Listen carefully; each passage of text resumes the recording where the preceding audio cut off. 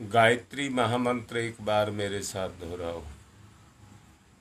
ओम भूर्भुवः स्वः तस्य वितुर्वरेण्यं भर्गो देवस्य धीमहि धियो यो नः प्रचोदयात्। निचोड़ रूप में कहना चाहूँगा और ये कहना चाहूँगा कि परम पूज्य गुरुदेव, उनकी सत्ता हमें तैयार कर रही है युग निर्माणी के रूप में। युग निर्माणी के रूप में हम तैयार हो रहे हैं। अब मैं एक बात कहूंगा, अनुष्ठान का क्या मतलब है?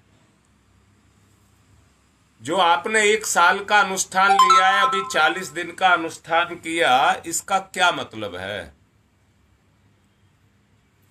इसका मतलब है पूर्णता। पूर्णता का क्या मतलब है? हाँ, आप यज्ञ में पूर्णाहुति करते हैं कि नहीं करते हैं? आप अनुष्ठान की पूर्णाहुति करते हैं कि नहीं करते हैं? उसको पूर्णाहुति नहीं कहते हैं। मैं पूर्ण से पैदा हुआ हूं इसलिए पूर्ण हूं। मैं पूर्ण से पैदा हुआ हूं इसलिए पूर्ण हूं। परंतु अपूर्णता को मैंने पैदा कर लिया। अपूर्णता को मैंने पैदा कर लिया इसलिए अपूर्ण हो गया। अनुष्ठान का मतलब है अपनी अपूर्णता को पूर्णता में बदलना। अपनी अपूर्णता को पूर्णता में बदलना, इसी को कहते हैं अनुष्ठान, पूर्णाहुति। इसके लिए आत्मशोधन की प्रक्रिया को, आत्मशोधन की गतिविधियों को, अपने आप को शुद्ध करने के लिए अपने जीवन में संचालित, क्रियाशील करना पड़ता है। जैसे पेट की आवश्यकता है, शरीर की आवश्यकता है, वैसे ही अंदर से महसूस करिए, जीव की भी आवश्यकता है पूर्णता को प्राप्त करना। पूर्णता को प्राप्त करना।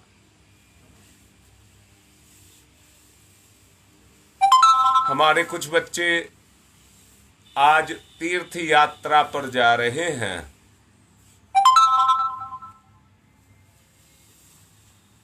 परंतु सचमुच देखना, तीर्थ यात्रा पर जा रहे हैं या घुमक्कड़ हो गए हैं, इस बात को देखना पड़ेगा। तीर्थ यात्रा तो भावना से होती है, और उस भावना का मतलब है ईश्वरीय अनुशासन का पालन करते हुए अपने व्यवहार के द्वारा नदी स्नान, मंदिर के दर्शन या कोई और ऐसा श्रेष्ठ कार्य सत्संग के रूप में करना, उसको तीर्थ सेवन कहते हैं। परंतु यही तीर्थ सेवन अगर मन से किया जा रहा है तो व्यक्ति मंदिरों में रखी हुई मूर्तियों को देख करके आ जाता है, उनके दर्शन करके आ जाता है, पर अंदर के परिवर्तन की बात कहिए, उसमें अंदर का परिवर्तन कितना आया।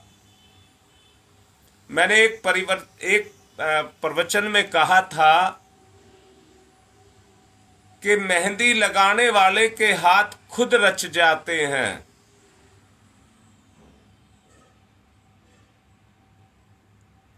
ठीक इसी तरह से जब कोई किसी को अच्छा रास्ता दिखाता है तो उसके जीवन में अच्छा रास्ता खुद उतर जाता है। परंतु तीर्थाटन भी हम केवल अपने लिए कर रहे हैं तो वो स्वार्थ बन जाता है। यहां मैं एक बात कहूंगा, भूतकाल में हुई जो भूलें हैं उनके प्रायश्चित को तीर्थ यात्रा कहते हैं। उनके प्रायश्चित को तीर्थ यात्रा कहते हैं।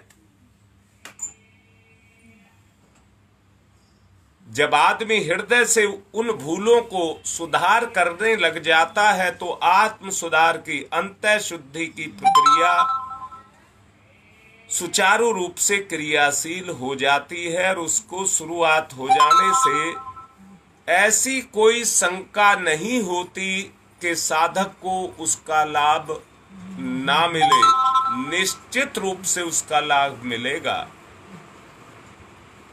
इस जन्म की भूलें तो आपको याद है, ऐसा भी हो सकती है कुछ ना याद हो, और पूर्व जन्म की भूलें तो आपके अचेतन मन के अंदर या कहिए स्वभाव के अंदर समाई हैं। आप ये नहीं कह सकते कि मुझे किसी कमी का पता नहीं है, आप ये नहीं कह सकते, क्योंकि जो आपकी आदत है, जो आपका स्वभाव है, उसमें जो भी शुमार है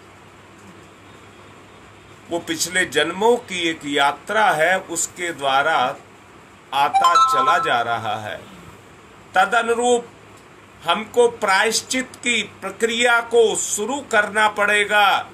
जब हम इस प्रायश्चित की प्रक्रिया को यानी कि स्वभाव में छुपे हुए उन पापों को निकालना शुरू कर देते हैं तो वहीं से हमारे जीवन की मुक्ति होना शुरू हो जाती है।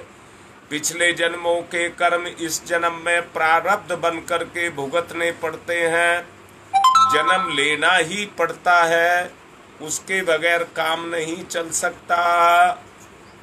यदि जन्म के पाप यथावत बने रहें और उनका प्रायश्चित निराकरण नहीं हुआ तो अगले जन्म के लिए वो प्रारब्ध बन करके आपका भाग्य बन जाएंगे और आपको भुगतने पड़ेंगे। यदि इस स्थिति में अनुपयुक्त वातावरण मिल जाए, अनुपयुक्त वातावरण कहा है, तो वो जहां आपने जन्म का उद्देश्य ये था मुक्ति को पाना, वातावरण के प्रभाव से अधः पतन की प्रक्रिया शुरू हो जाती है। अधः पतन की अधोगामी जो गति है वो शुरू हो जाती है और अधिक से अधिक क्रमगत रूप से वो अपनी स्थिति से गिरता हुआ चला जाता है और विपत्तियों से जकड़ता हुआ चला जाता है। इन्हीं दिनों इस जन्म के पापों का प्रायश्चित करना होगा। आप लोगों को इन्हीं दिनों इस जन्म में अपने पापों का प्रायश्चित करना होगा। इसी उद्देश्य के लिए, आत्मशोधन की प्रक्रिया के लिए आपको यह अनुष्ठान दिलाया गया है। एक दो कार्यकर्ताओं का फोन मेरे पास आया जिन्होंने कहा, कुछ बातें अपनी मजबूरियां बताई।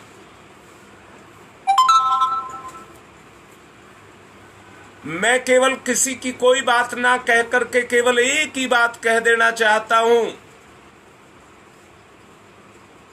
बाह्य कोई मजबूरी नहीं होती। मुझे एक बार का पता है, मैंने एक लेख गुरुदेव का पढ़ा था। परम पूज्य गुरुदेव जिन दिनों शक्ति पीठों की निर्माण की यात्रा कर रहे थे, उन दिनों उनके साथ में आदरणीय वर्मा जी उनके साथ रहा करते थे। एक जगह शक्तिपीठ की निर्माण की यात्रा में उनको भोज पर बुलाया गया, जबकि वो आदमी हमारे परम पूज्य गुरुदेव जिन्होंने सारी जिंदगी एक रोटी, उसके बारे में तो तुम सब जानते हो कैसी रोटी खाई, उसको खाया। लीलापत जी भी उनके साथ थे। बात ये हुई थी, गुरुदेव शक्तिपीठ की प्राण प्रतिष्ठा करा करके आराम करने के लिए चले गए। जब भोजन के लिए कहा गया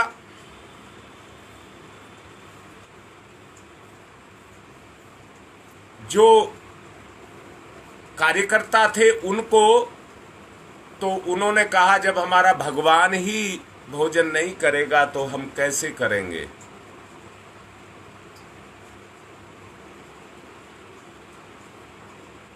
तो ये कहा गया कि गुरुदेव को भोजन कराया जाए पहले, तब हम करेंगे।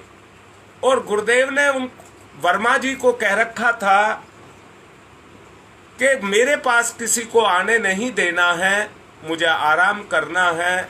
और अगर कोई मजबूरी फंसे, वो सब जानते थे, अगर कोई मजबूरी फंसे तो मेरे सीधे पैर का अंगूठा धीरे से दबा देना। उन्होंने यही किया। पब्लिक नहीं मान रही थी, अनशन जैसी स्थिति पैदा हो गई। वो गए। देखिए, मैं ये लीला कह रहा हूं आपसे, लीला वो क्या नाम, वर्मा जी अंदर गए और जाकर के सीधे पैर का अंगूठा धीरे से दबा दिया। गुरुदेव उठ करके खड़े हो गए। पूछा क्या बात है। उन्होंने कहा जी आपके बच्चे भोजन नहीं कर रहे हैं।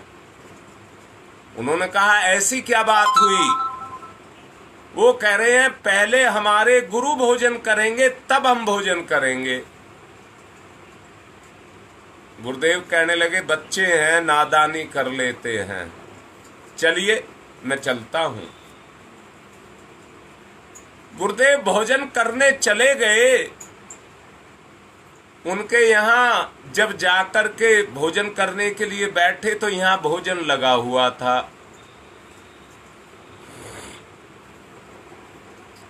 वो कहने लगे मैंने तो भोजन कर लिया था।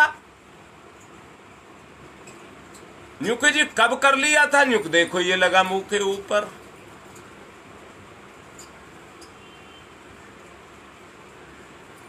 भोजन को लगा हुआ दिखा करके बच्चों को बहका करके भोजन करा दिया।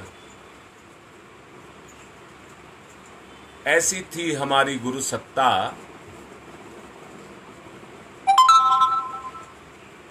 अब मैं आपसे कहता हूं,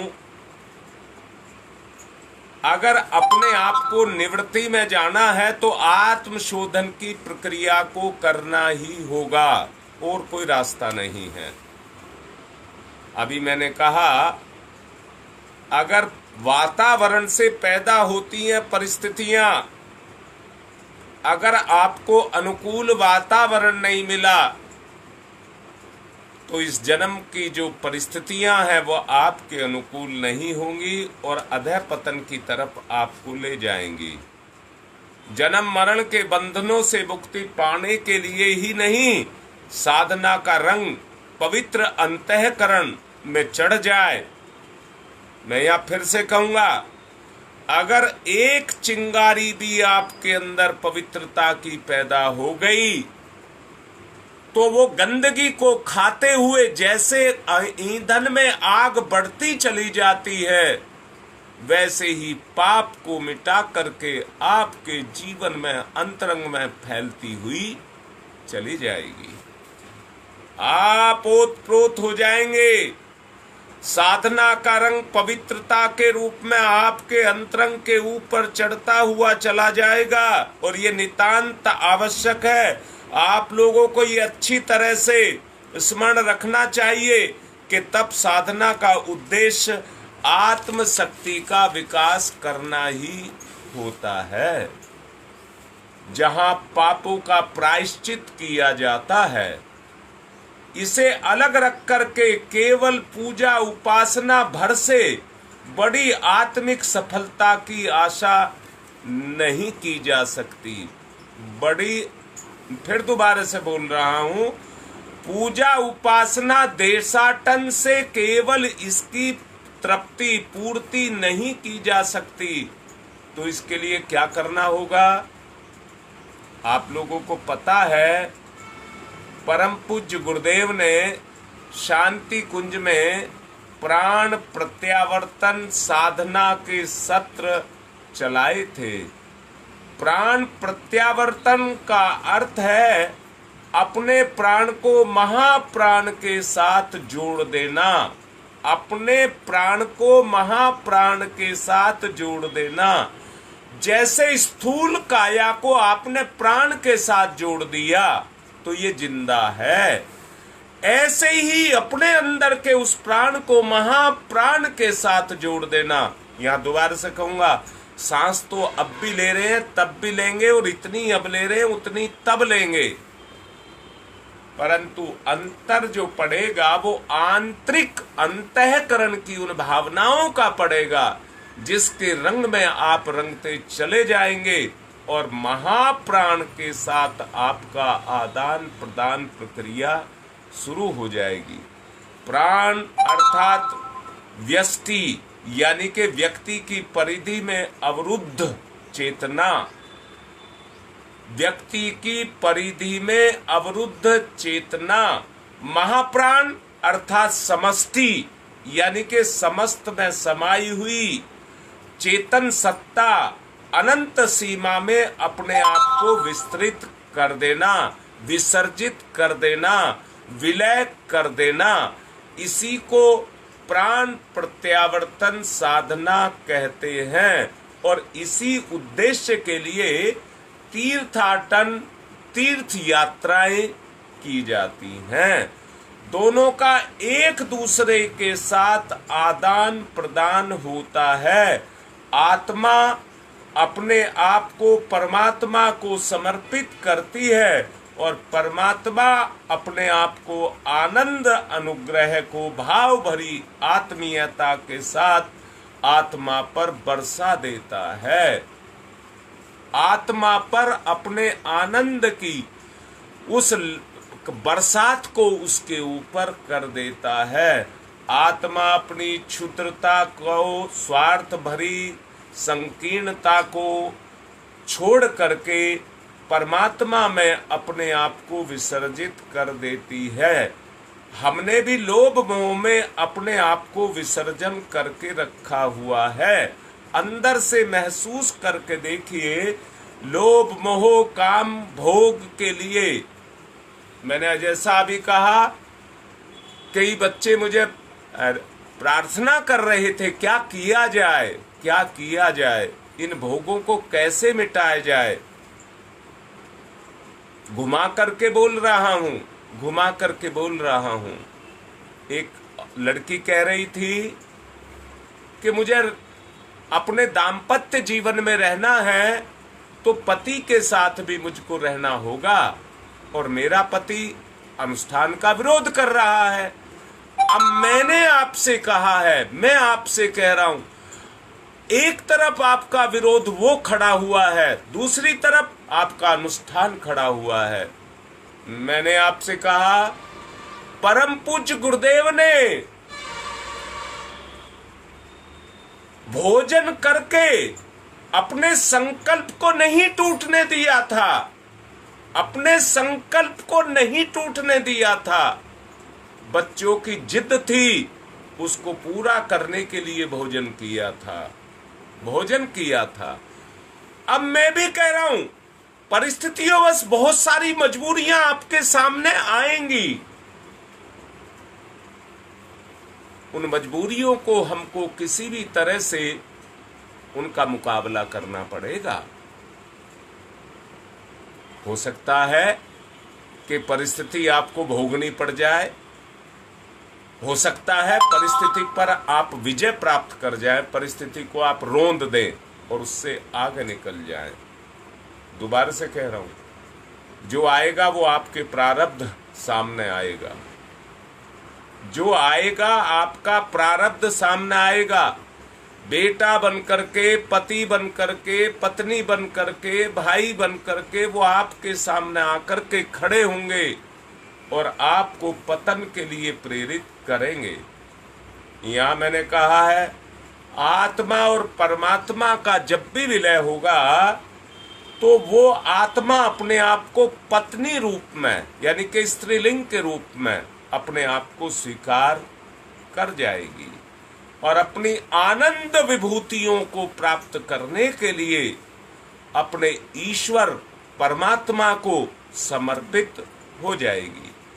जो आपसे कहा गया है कि परम पूज्य गुरुदेव के गर्भ में अपने आप को स्थापित कर दें, ये प्राण प्रत्यावर्तन की ही प्रक्रिया है। व्यक्तिगत क्षुद्रता की बूंद को जिन्होंने सामूहिकता के विशाल सागर में घुलाया है, वे ही महामानव देवदूत ऋषि कल्प कहलाते हैं और अधिकारी हुए हैं। अभावग्रस्त दुख दैन्य से आदमी तुच्छता को अपने साथ जोड़ लेता है और विराट परब्रह्मलोक को छोड़ करके इस संसार के रसास्वादन में आकर के खो जाता है। संकीर्णताएं उसको चारों तरफ से घेर लेती हैं, वो अपने दायरे को छोटा दायरे में बदलता हुआ चला जाता है। आत्मशोधन की प्रक्रिया की बात आपसे कर रहा हूं। याद रखना, साधक के लिए कोई मजबूरी नहीं होती। अंदर से बोल रहा हूं, अंदर से सुनना। साधक के जीवन में साधक के लिए कोई मजबूरी नहीं होती। वो विपरीत परिस्थितियों में भी अपने लिए रास्ते को बना करके निकालता है, पर किसी भी स्थिति में अपने आप को बचाने की कोशिश नहीं करता है। हर चीज का मुकाबला करता है। मैंने ही पिछले प्रवचन में आपको कहा था, 40 दिन की साधना में ये कहा था, संकल्पवान ही अपने व्रत को पूरा कर सकते हैं। जिनके संकल्पों में कहीं कोई कमजोरी होगी, अंदर से देखना, जिस चीज में जितना प्राण होगा वो उतनी ही ताकतवर होगी और जिसमें प्राण की जितनी कमी होगी वो उतनी ही कमजोर होगी। मैं नहीं कह रहा आपका पति पत्नी का संबंध है, आप अपने संबंध को खत्म कर दीजिए, परंतु मैं आपसे ये कह रहा हूं कि आप कितने प्राणवान हैं। मेरे से एक बच्चा कहने लगा कि मेरी मजबूरी है, मेरा व्यापार इस तरह का है कि मुझे बाहर का भोजन करना पड़ सकता है। मैंने उससे कहा, बेटा पहला तो अपना प्रबंध करिए कि आपको करना ही ना पड़े, परंतु अगर मजबूरी आपके सामने आकर के खड़ी होती है तो उसका मुकाबला करने की हिम्मत भी जुटाइए, परिस्थिति से लड़िए और अपने लिए रास्ता बनाइए। नहीं तो परिस्थिति क्या करेगी, आपके एक बार टूटा, आपका अनुशासन एक बार टूटा तो वहां रुकावट पैदा कर देगी और रुकावट पैदा करके नया रास्ता आपका खोल देगी। आपको ईश्वर के अलावा दूसरा रास्ता नहीं खुलने देना है, दूसरा रास्ता नहीं खुलने देना है।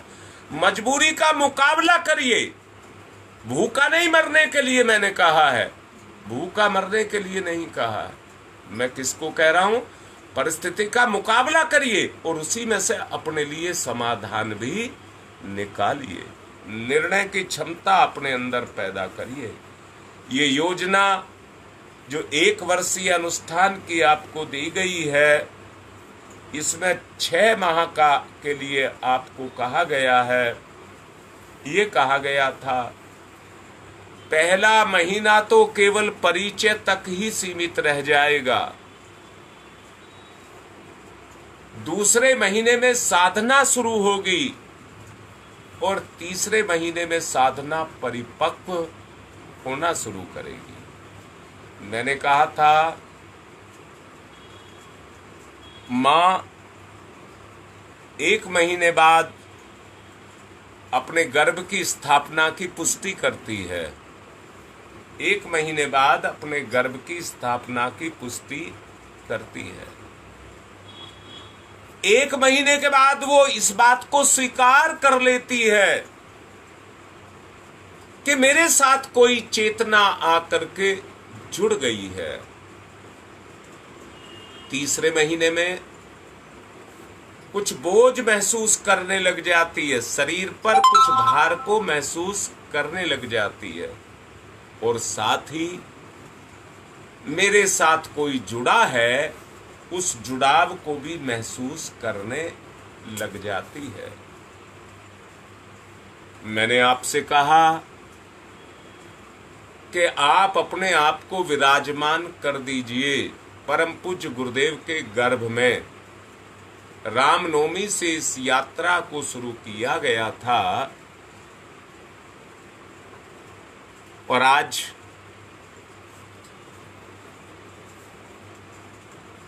यहां तक चलकर के आप आ गए हैं। धीरे धीरे जब 1 माह गुजरेगा तो आपको पता लगेगा, समय के साथ चलते रहो, आपको पता लगेगा इस जुड़ाव की पुष्टि हो रही है। आपको ये 3 चीज हैं, पुष्टि, तुष्टि और संतुष्टि। पुष्टि, तुष्टि और संतुष्टि। अभी क्या होगी? पुष्टि होगी।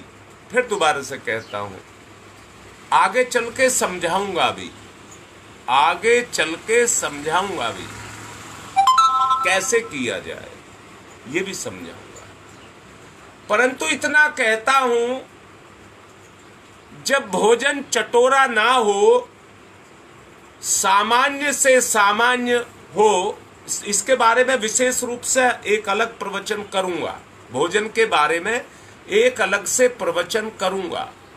आज आप इतना समझ लें, जब एक शांति कुंज स्तर का साधारण गंगा जल में बना हुआ भोजन जब आप उसको लेते हैं तो एक समय के बाद आपके अंदर से डकार आती है। वो डकार आपको बताती है कि काम पूरा हो गया, काम पूरा हो गया।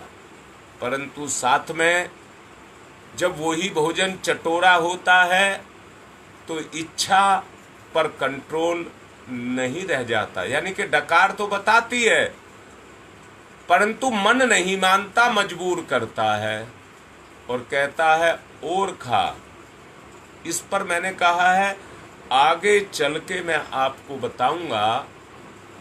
जब आप वहीं पर रुक जाते हैं तो ना तो बोझ लदता है और ना इच्छा रहती है। उसको कहते हैं पुष्टि। पुष्टि आपकी चेतना गुरुदेव की चेतना में जाकर के बैठ गई, इसकी आपको पुष्टि होने लग जाएगी। पुष्टि माने प्रमाण, प्रामाणिकता पैदा आपके अंदर होने लग जाएगी कि जिस उद्देश्य के लिए मैं साधना कर रहा हूं या कर रही हूं, मेरा वो उद्देश्य, मेरी चेतना उस आवरण में जाकर के बंध गई, उस उद्देश्य में जाकर के बंध गई। परंतु धीरे धीरे जिम्मेदारी आपके ऊपर आनी शुरू हो जाएगी और आपको महसूस होना शुरू हो जाएगा। मैंने कहा है मां को दूसरे महीने में बोझ अपनी कोख में हल्का सा बोझ, हल्का हल्का बोझ महसूस होने लग जाता है। साथ में चेतना का जुड़ाव किसी चेतना के साथ महसूस होने लग जाता है। जितनी माताएं हैं वो अच्छे से इस बात को समझ रही होंगी कि उन्हें ये लगने लग जाता है कि मेरी आत्मा के साथ कोई दूसरी आत्मा आकर के जुड़ी हुई है।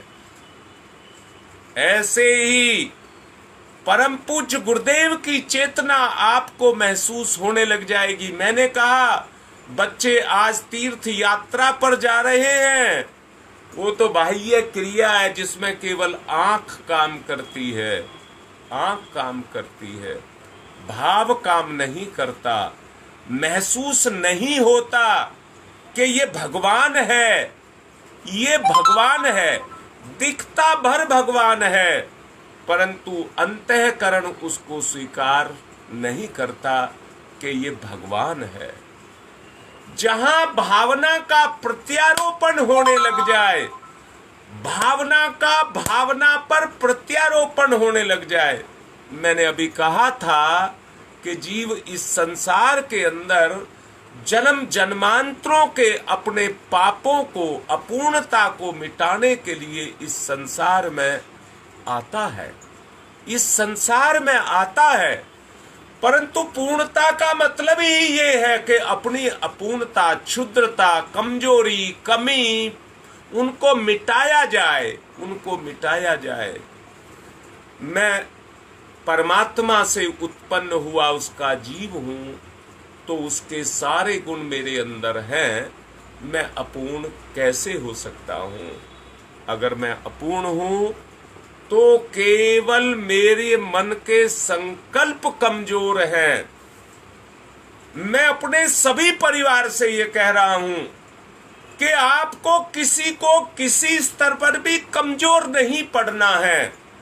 गुरुदेव की सत्ता आपके साथ है। मैंने ये भी नहीं कहा है कि आपको घर में झगड़ा करना है। झगड़े की कोई स्थिति पैदा नहीं होने देनी है। याद रखना, विरोध का मतलब यही होता है, विरोध का मतलब यही होता है। आ मेरे से झगड़, मेरे से टकरा, मेरा मुकाबला कर, हार। मनोबल कम होने के कारण, संकल्प की शक्ति कम होने के कारण हार, और मैं तेरी जिंदगी को फिर से उसी नर्क में धकेल दूंगा। मैं तेरी जिंदगी को उसी नर्क में धकेल दूंगा। मैं फिर से कह रहा हूं, कीड़ा कितनी बार दीवार पर चढ़ता है और कितनी बार गिर जाता है, पर चढ़ना नहीं छोड़ता, तो अंततः मंजिल पर पहुंच जाता है। पानी कितनी बार नाली नाले उनमें जाकर के गिरता रहता है, परंतु अपनी यात्रा को रुकने नहीं देता, निरंतर और सतत चलता ही रहता है। आत्मशोधन की प्रक्रिया भी कुछ इस तरह की प्रक्रिया है। मैं पूछ रहा हूं, क्या गंगा को बीहड़ जंगल और कटीली झाड़ियां और सुमनोहर उद्यान, तीर्थ, क्या उनमें से नहीं गुजरना पड़ता है? पर मुझे ये बताओ, गंगा कहीं किसी स्तर पर रुकती है क्या? कभी भी किसी स्तर पर रुकती नहीं है, निरंतर अपनी गति करती रहती है। आपको भी हर मुसीबत का मुकाबला करना है। गिरना तो बाद की बात है, रुकना ही नहीं है। किसी के रोकने से रुकना ही नहीं है। जिस सत्ता के साथ आप जुड़े हैं, शक्ति वो देगी, साधन वो देगी, सुविधा वो देगी, रास्ता वो देगी, सब कुछ वो देगी। बस आपको प्रयास भर करना है, गति करनी है, चलना है। बस इतना भर आप मान लीजिए कि उस रास्ते पर आप चलते चले जाएं। उपासना की एक पद्धति है, उपासना की एक पद्धति है जिसके बारे में आपको कहा गया है। पिछले दिनों भी आपको उपासना के बारे में अच्छे से समझाया गया था। उपासना करते तो हम हैं, परंतु वो वास्तव में कितनी क्रियाशील होती है, ये सब आप उससे अनभिज्ञ नहीं हैं। मैं कहूँगा जिसमें समावेश होना शुरू हो जाए, समावेश, उपासना का समावेश होना शुरू हो जाए, उत्कृष्ट भावनाओं की साधना अपने आप शुरू हो जाती है। उसको करना नहीं पड़ता है। मैंने कल भी कहा था, जो मूढ़ मान्यताओं के पीछे पीछे चलता है उसका मुंह अंधकार की तरफ है, अंधकार की तरफ है। प्रकाश से पीठ फेरी हुई है, परछाई को दिखाई दे रही है, परछाई दिखाई दे रही है, और वो अपनी ही छाया के पीछे दौड़ता हुआ चला जा रहा है। इस अनुष्ठान का जो उद्देश्य है वो केवल एक ही है कि अपनी मनोवृत्ति को पलटना, अपनी मनोवृत्ति को पलटना। अगर पलट गई तो मुंह अंधकार से, छाया से प्रकाश की तरफ हो जाएगा, प्रकाश की तरफ मुंह होगा। मैं पूछ रहा हूं आपसे, अगर कोई व्यक्ति अंधेरे में फोटो को खींचे तो उसका चित्र पैदा नहीं होता है, काला काला धब्बा उभर करके आता है। कैसा? जैसा आपने एक्सरे देखा हो उस तरह का उभर करके आता है। जहां थोड़ा मोटा प्रकाश पड़ता है वहां कोई लाइनें सी आ जाती हैं, परंतु जब चेहरे पर प्रकाश को डाल करके फोटो खींचा जाता है तो छवि बिल्कुल स्पष्ट दिखाई देने लग जाती है। परम पूज्य गुरुदेव परम वंदनीय माता जी के गर्भ में अपने आप को स्थापित किया है। जब हम उनकी चेतना के साथ जुड़ेंगे, उनकी कृपा हमारे ऊपर बरसेगी, उनका आत्मज्ञान का भाव संवेदना का प्रकाश हमारे अंतःकरण में जाकर के पड़ेगा, तो हमको महसूस होने लग जाएगा। जिस तरह से माँ की बात कह रहा हूं कि उसे कुछ बोझ और कुछ जुड़ाव महसूस होने लग जाता है, ठीक इसी तरह से आपको भी अनुभूति होने लग जाएगी। जैसे ही अनुभूति होने लग जाएगी, आपकी चेतना अंतर्मुखी होने लग जाएगी। याद रखना, हर गृहस्थी और काम धंधे वाले को चिंता करने की आवश्यकता नहीं है। बस मन से मुक्त रखने और अनावश्यक चर्चाएं, हलचलें उन्हें ना करने के लिए कहा जा रहा है।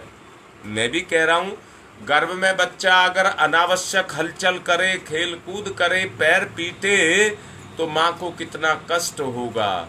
ऐसा नहीं है बच्चा वहां पर पैर नहीं हिलाता है, पैर इतना कोमल होता है, पैर इतना कोमल होता है कि माँ की चेतना को उससे चोट नहीं लगती है। उल्टा जब वो बच्चा कोई गतिविधि करता है तो माँ को सिहरन महसूस होती है। मैं भी आपसे ये कह रहा हूं, कोई अनावश्यक गतिविधि ना की जाए, ताकि आत्मचिंतन, आत्म सुधार, आत्मनिर्माण और आत्म विकास की दृष्टि से जो कार्यक्रम बनाया हुआ है वो शांति पूर्वक आपके अंदर सुचारू रूप से चलता रहे। उपासना केवल लकीर पीटने की प्रक्रिया को नहीं कहते हैं, बल्कि उसके साथ भावोत्कर्ष के संबंध को अधिकाधिक प्रखर बनाने पर जोर दिया जाता है। कारण है कि साधकों की मनः स्थिति ही उन परिस्थितियों का कारण बनती है। जो उच्च स्तरीय भूमिका में अपने आप को रखेंगे, और मैं फिर से कह रहा हूं, अगर किसी को किसी भी तरह की दिक्कत है जो आपसे नहीं समेटी जा रही है, तो व्हाट्सएप पे या फोन से मेरे पर बात करिए, तब मैं आपको उसका रास्ता बताने का, जो परम पूज्य गुरुदेव की प्रेरणा होगी उसके अनुसार मैं आपको रास्ता बताने का, जो भी भूमिका, भाव भूमिका बनेगी उसको मैं आपको बताने का प्रयास करूंगा। शांति लोक में निवास करने का अद्भुत महत्व है जो जीवन में महसूस किया जाता है। अगर एक बार आपने अनुभव कर लिया तो फिर आप जैसे आज चलाए से चल रहे हैं, फिर आप रोके से भी नहीं रुकेंगे। आप रोके से भी नहीं रुकेंगे। आज का समय पूरा हो गया है। बस इतनी ही बात कहते हुए कि अपनी उपासना के अंदर जो शिथिलीकरण है उसको दूर करना है, उसको दूर करना है। ध्यान की बात को मैंने आपसे कहा था, उसको 2 ध्यान के लिए मैंने कहा है। जब उसको करेंगे तो वो शिथिलीकरण चैतन्यता में बदलता हुआ, जैसे जमी हुई बर्फ पानी में बदलने लग जाती है और अगले दिनों वही बर्फ भाप में बदलने लग जाएगी। इतनी शक्ति आप में पैदा हो जाएगी। आज की बात को संपन्न कर रहे हैं। ओम शांति ही शांति ही शांति ही।